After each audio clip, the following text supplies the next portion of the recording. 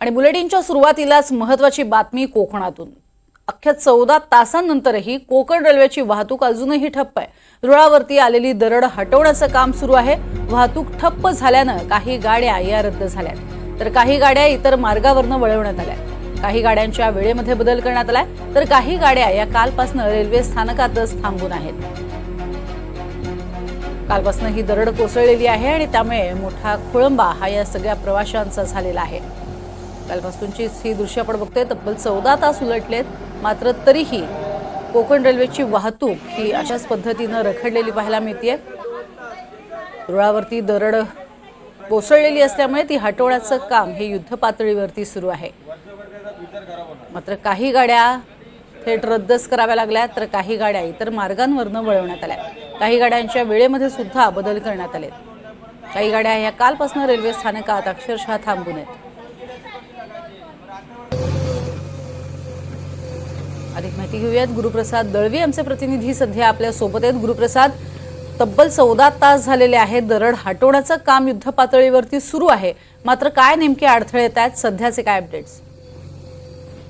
नक्कीच खरं तर काल संध्याकाळी 5:30च्या सुमारास मात्र दिवाणखवटी जवळ एक दरड कोसळली होती आणि ती दरड पूर्णपणे ट्रॅकवर आली होती आणि ट्रॅकवर आल्यानंतर काही गाड्या ठप्प झाल्यात। त्यापैकी माझ्याकडे जो रिपोर्ट आलेला आहे तो असा आहे, कोकण रेल्वेच्या ज्या जाणाऱ्या मुंबईकडे ज्या गाड्या आहेत त्याच्यामध्ये ट्रेन क्रमांक जी 10-104 जी मडगाव मांडवी एक्सप्रेस जी आहे ती मात्र रद्द करण्यात आलेली आहे। त्यानंतर सावंतवाडी दादर तुतारी जी गाडी आहे ती रद्द करण्यात आलेली आहे। त्यानंतर मंगळूर जंक्शन सीएसटी कडे जाणारी आहे ती गाडी रद्द करण्यात आली। त्यानंतर काही ज्या गाड्या आहेत त्या मात्र लोणावळा पुणा मार्गे डायव्हर्ट करण्यात आल्या। त्यामध्ये गांधीधाम नागरकोइल एक्सप्रेस जी आहे ती कल्याण लोणावळा पुणे जंक्शन मार्गे वळवण्यात आलेली आहे। त्यानंतर निजामुद्दीन एर्नाकुलम जी गाडी आहे ती मात्र कल्याण लोणावळा पुणा मार्गे वळवण्यात आलेली आहे।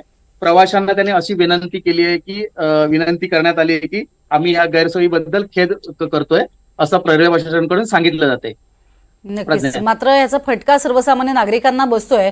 कधीपर्यंत दुरुस्ती होईल आणि कधीपर्यंत रेल्वे सेवा पूर्ववत होईल, याबद्दल काही माहिती देण्यात आली आहे?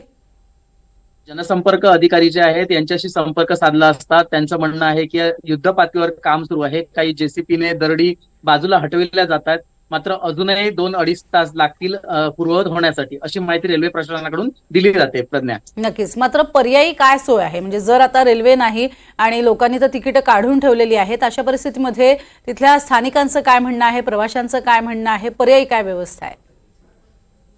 नक्कीच प्रज्ञा, जोपर्यंत 2-2.5 तासानंतर जर रेल्वे व्यवस्थित सुरळीत झाली नाही तर प्रायव्हेट बसेसने मात्र त्यांना मुंबई गाठता येणार आहे, अशी परिस्थिती झालेली आहे।